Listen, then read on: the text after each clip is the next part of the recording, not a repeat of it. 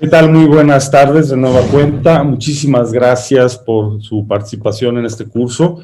Me toca el honor de cerrar con la última ponencia. Trataré de hacerla muy sintética porque buena parte del propósito de esta última parte también ya fue cubierta por la maestra Hilda Telles Lino. Entonces, pues ojalá que nos sirva también de resumen y de recopilación. Y pues ante todo, pues tenemos tres conclusiones básicas que son que las personas privadas de su libertad gozan de todos los derechos humanos, que los únicos derechos que les son restringidos son aquellos que son particularmente los derivados del proceso de la sentencia y que están previamente previstos por la ley e indicados por la autoridad jurisdiccional correspondiente. Y para el caso del VIH, pues que como toda la población y de manera especial por su particular vulnerabilidad al VIH, la hepatitis C y otras infecciones de transmisión sexual, es importante que tengan acceso a la información, a la educación, a la capacitación y a las medidas de prevención, y en el caso de vivir con el virus o con alguna infección, la atención necesaria y no tener ningún tipo de discriminación, violencia ni aislamiento arbitrario. Nuestro objetivo pues es sensibilizarnos y concientizar al personal de salud que tiene trato directo con personas privadas de libertad. Entonces vamos rápidamente a recorrer algunas de las obligaciones, normas internacionales en relación con estos derechos. Adelante, por favor. Bien, como ya se ha dicho en varias ocasiones en estas presentaciones, las personas privadas de su libertad forman parte de la poblaciones clave para contraer el VIH. Son poblaciones clave aquellas que tienen una prevalencia mayor al de la población general en cualquier condición de salud. En el caso que nos ocupa, nos estamos refiriendo en particular a que en relación con el VIH, la población general entre 15 y 49 años tiene una prevalencia del 0.2% en nuestro país, mientras que las personas privadas de su libertad tienen 7.2 veces más probabilidades de vivir con VIH que la población general adulta. A nivel global, en promedio, el 4.2% de las personas que viven en una institución de reclusión vive con el VIH según datos de ONU-SIDA. Las mujeres en centros de reclusión o en centros penitenciarios tienen 5 veces más probabilidades que el resto de las mujeres de vivir con el virus. De ahí la importancia, pues, de tener bien presente que tenemos aquí un tema prioritario que atender, porque nuestra población que está bajo nuestra responsabilidad tiene esta vulnerabilidad específica al virus y, como ya nos lo explicaban los doctores, si una persona se expuso al virus, ha tenido alguna práctica de riesgo, también se ha expuesto a otras infecciones de transmisión sexual o de transmisión sanguínea. Las personas privadas de libertad tienen derecho a todo: salud, intimidad, no discriminación, no ser objeto de violencia, entre otros. Los estados tienen pues la obligación de garantizar medidas de prevención y de tratamiento médico en las mismas condiciones de igualdad que se garantizan a todas las demás personas, que cumplan las necesidades específicas de los diferentes grupos de población. Aquí me gustaría hacer una mención particular. Hay poblaciones que tienen necesidades específicas. Por ejemplo, tenemos que adicionalmente a la condición de vivir privado de su libertad, algunas personas que están en prisión son, por ejemplo, mujeres trans. Las mujeres trans tienen una serie de condiciones y necesidades de salud que también deben ser atendidas, como puede ser sus tratamientos hormonales, el seguimiento de su salud, y para ello hago referencia a que contamos con la guía, se llama Protocolo para la atención médica sin discriminación de las poblaciones LGBTTIQ, que publicó la Secretaría de Salud en el año 2017 y que tiene una siguiente edición en el año 2019. Ahí hay una serie de orientaciones específicas de estas poblaciones, hombres gays, bisexuales, mujeres lesbianas, personas trans e intersexuales, que se concretan en guías de práctica clínica que ahí mismo viene el documento. Y bueno, también deben contar con la continuación de la asistencia tras la puesta en libertad. Aquí es un aspecto importante para que una persona que está en una condición de reclusión y que tiene un tratamiento, por ejemplo, para el VIH, que por ser una condición crónica, es una condición que va a permanecer a lo largo del tiempo, deberá continuarse una vez que la persona haya recuperado su libertad. Una persona que esté en reclusión y que es liberada por alguno de los motivos, debe tener facilidades para garantizar la continuación de su atención. Esto, por ejemplo, para el caso del VIH es fundamental porque la eficacia de este tratamiento, de la que el personal médico que precedió en las presentaciones nos habló con mucho entusiasmo, para que sea eficaz, para que tenga estos resultados tan favorables para la salud de la persona y con la externalidad, el valor agregado de que además no puede transmitirlo hacia otras personas, debe darse sin interrupción. Así lo dice la norma oficial mexicana y tiene una razón técnica, que es que para que el control del virus o la prevención de la infección, en el caso de la profilaxis, sea eficaz, el medicamento debe estar estable en sangre. Así, efectivamente, va a inhibir las proteínas que el virus necesita para replicarse. Entonces, la replicación del virus se mantiene prácticamente inactiva gracias a la estabilidad del medicamento en la sangre del usuario. Para que esto ocurra, debe tener una ingesta no solo apegada diaria, sino incluso de manera óptima a la misma hora, ¿no? Y bueno, el derecho a la igualdad y no discriminación, entre ellos también está que no tienen por qué tener discriminación en relación, por ejemplo, con la visita íntima. Hay una recomendación de la Comisión Nacional de los Derechos Humanos que también está basada o parte de una recomendación de la Comisión del entonces Distrito Federal, que se trata justo de la negativa a la visita íntima de una persona por dar positivo a una prueba presuntiva de VIH. Esto en sí mismo pues es una discriminación. Si el resto de los internos tiene derecho a la visita íntima, pues de igual manera lo deben tener las demás personas. Y en este caso, para terminar de agraviar a la persona, resulta que en las pruebas confirmatorias se vio que no vivía con el VIH.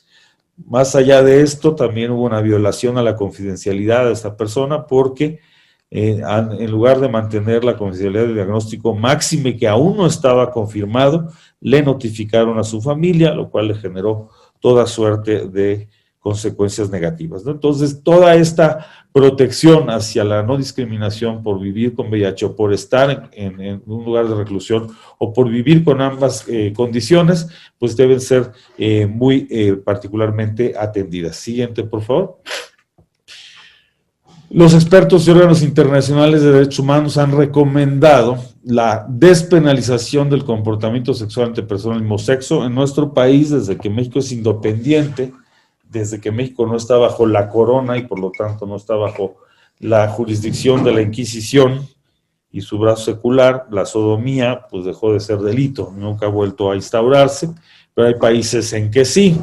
De hecho, en 8 de ellos la homosexualidad es penalizada con la muerte y en decenas de ellos con penas que van desde multas hasta la privación de la libertad.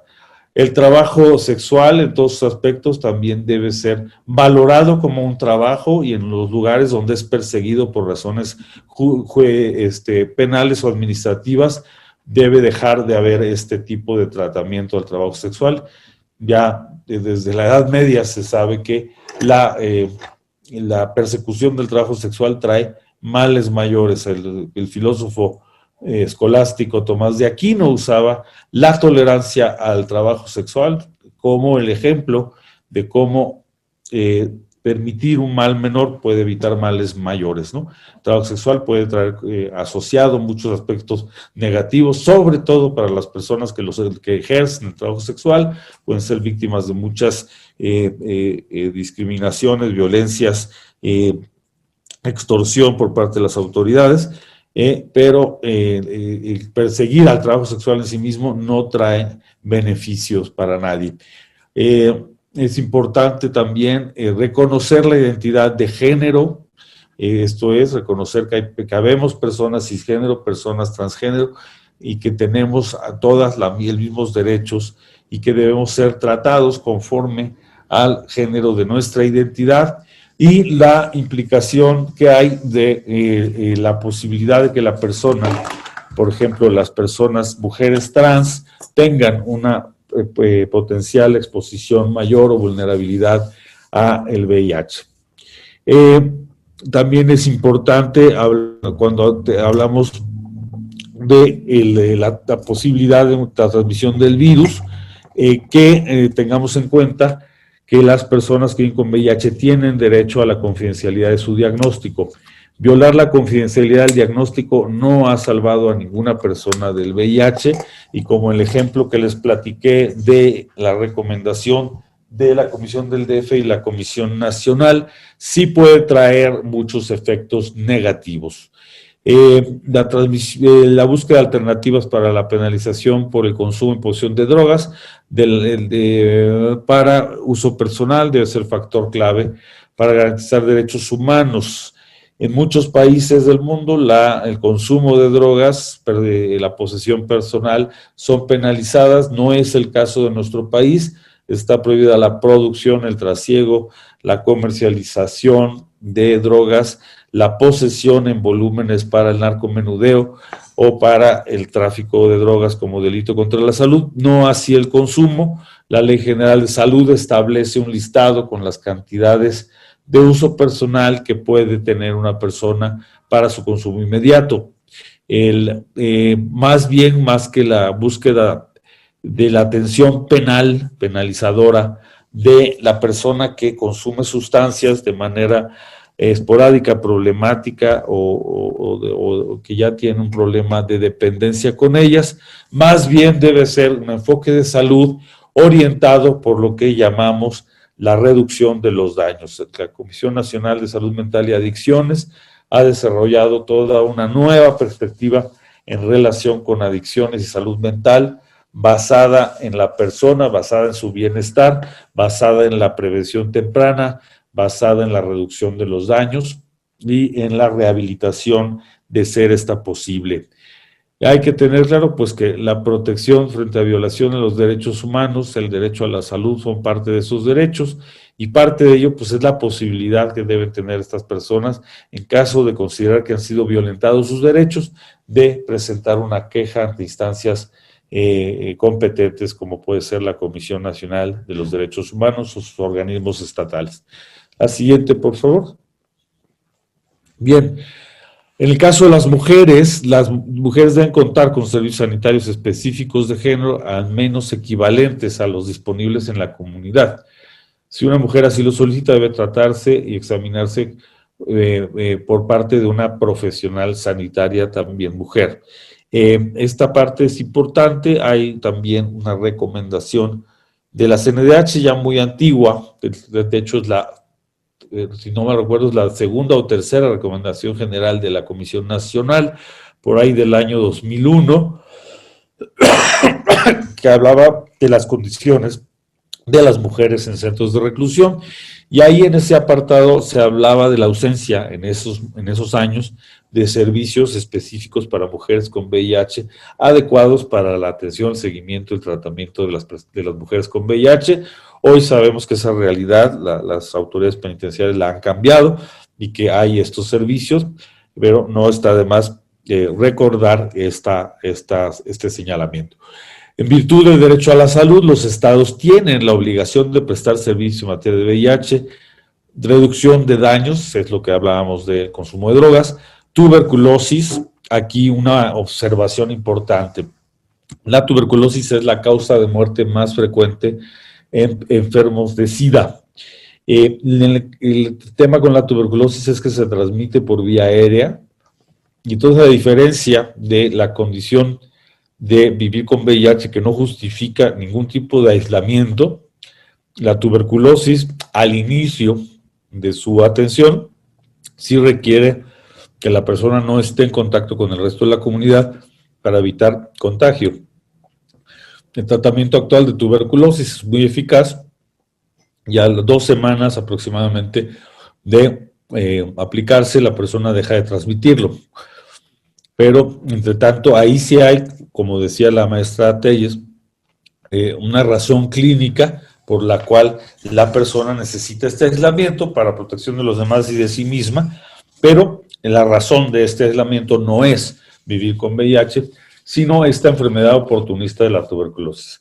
Además, hay que recordar que la norma oficial de atención a la tuberculosis indica que toda persona diagnosticada con tuberculosis latente o activa debe de aplicársele una prueba de detección del VIH, porque hay una posibilidad de que esta haya sido la causa de su deterioro inmunológico que dio pie a que se desarrollara la tuberculosis. Y por el otro lado, la norma oficial mexicana 010 sobre VIH dice a su vez que en todo paciente con VIH se debe hacer prueba de tuberculosis porque esta es muy prevalente en personas que viven con el virus. Siguiente, por favor.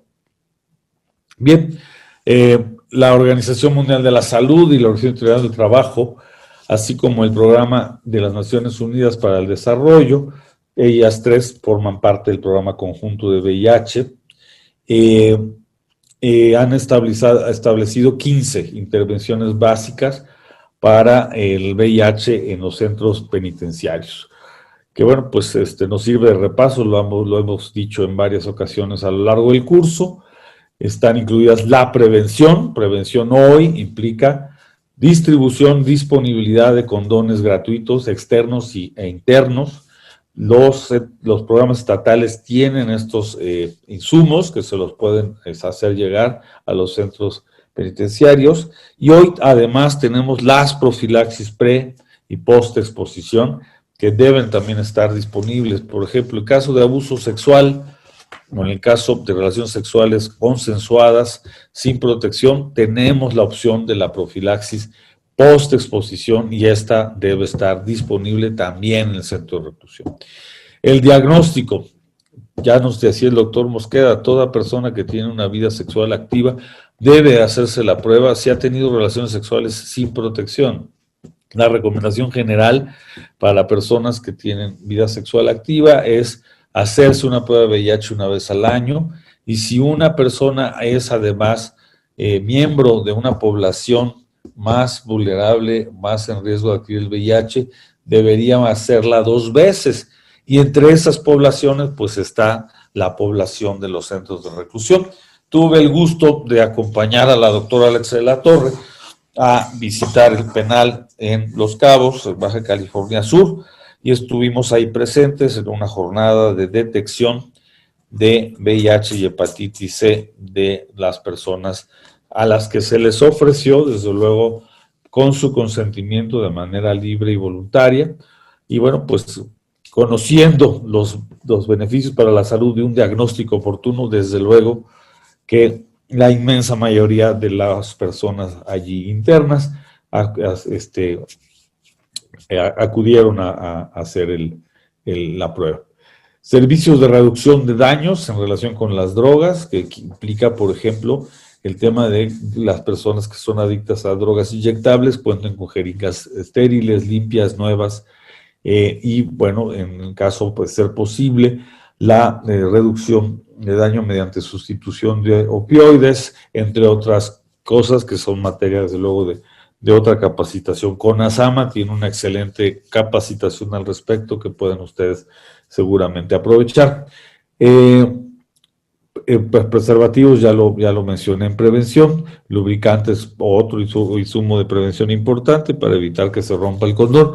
profilaxis posterior a la exposición, medidas para abordar la salud sexual en general, en todo su conjunto, medidas para abordar la salud reproductiva. Hay que distinguir la parte del ejercicio de la sexualidad, no necesariamente está asociada a tener familia, pero también de la misma forma tenemos también que poner atención a la salud reproductiva, particularmente las mujeres. Hoy día las mujeres pueden prevenir la transmisión del VIH en caso de vivir con el virus, con la profilaxis para este propósito, y también para las personas privadas de su libertad esto debe estar disponible. Orientación para reforzar los enfoques con perspectiva de género, prevención de la transmisión vertical, ya la mencioné, intervenciones específicas para grupos de población clave, como terapia hormonal para personas transgénero, que mencioné antes. Intervenciones específicas a las mujeres y también a la población joven y también a la población adolescente. Habida la cuenta de que en nuestro país el promedio de inicio de la vida sexual, de acuerdo con lo que reportan los respondientes a las encuestas, es que el promedio es a los 15 años. Entonces tenemos que tener intervenciones oportunas desde esa edad para prevenir infecciones de transmisión sexual, embarazos no deseados y desde luego VIH y hepatitis C. Siguiente, por favor. Y también el personal, como lo estamos haciendo esta mañana y la semana pasada, debe recibir información para prevenir violencia contra personas lesbianas, gays, bisexuales, transgénero, intersexuales en los centros penitenciarios. Una vez visité, cuando yo trabajaba en Comisión Nacional de Derechos Humanos, el Mérida, Yucatán, y ahí nos reportaban que tras una serie de violencias que habían experimentado las personas trans internas en el penal, se les había asignado un área aparte, pero esta área aparte no constituía un aislamiento porque era en su protección. Las personas que consumen drogas tienen derecho al acceso continuado a tratamientos farmacológicos, así como agujas y jeringas y tratamientos de sustitución con opioides. Siguiente, por favor, si ya lo mencionamos. En el caso de la reclusión de las mujeres transgénero, bueno, de los hombres y mujeres transgénero, especialmente en el caso de mujeres trans, según su género de nacimiento, abre las puertas a que produzcan violencias y abusos sexuales. Aquí hago un comentario. De acuerdo con la información que nos han comentado las organizaciones de la sociedad civil que trabajan con personas trans y que están privadas de su libertad, nos han señalado particularmente que la situación es complicada porque si están las mujeres transgénero en el área de hombres, pueden ser objeto de violencia, pero que también pueden ser objeto de otras formas de agravio si están en el área de mujeres. Es una situación complicada de resolver. Creo que se debe resolver caso por caso, de acuerdo con las circunstancias de cada persona y de cada centro de internamiento. A la hora de decidir dónde se ubican las personas del colectivo LGBT reclusas, deben tomarse en cuenta sus inquietudes. Sabes que escuchar a la persona para ver si manifiesta tener alguna necesidad particular. El personal penitenciario debe recibir formación para prevenir violencia contra las personas lesbianas, gays, bisexuales, transgénero, intersexuales que se encuentren en estos centros. Siguiente, por favor. Las organizaciones comunitarias, en particular las que están dirigidas por la propia comunidad, deben estar involucradas en el desarrollo y la implementación de respuestas al VIH eficaces, desde la prisión preventiva hasta tras la puesta en libertad, lo que incluye participación de los representantes de diferentes subgrupos de la población penitenciaria. Aquí pues tengo el gusto de conocer a algunas organizaciones que tienen trabajo directo comunitario con poblaciones, centros de reclusión, y esta participación pues es importante para que las condiciones sean acordes a los derechos humanos. Siguiente, por favor. En caso de crisis humanitaria, emergencia sanitaria, acabamos de cursar por pandemia de COVID, las personas que permanecen en prisión deben tener acceso a todos los servicios necesarios de prevención, diagnóstico, tratamiento, incluida la capacidad de autoaislamiento, como en el caso de la COVID. Las situaciones de emergencia no deben usarse como justificación para vulnerar los derechos humanos. Siguiente, por favor.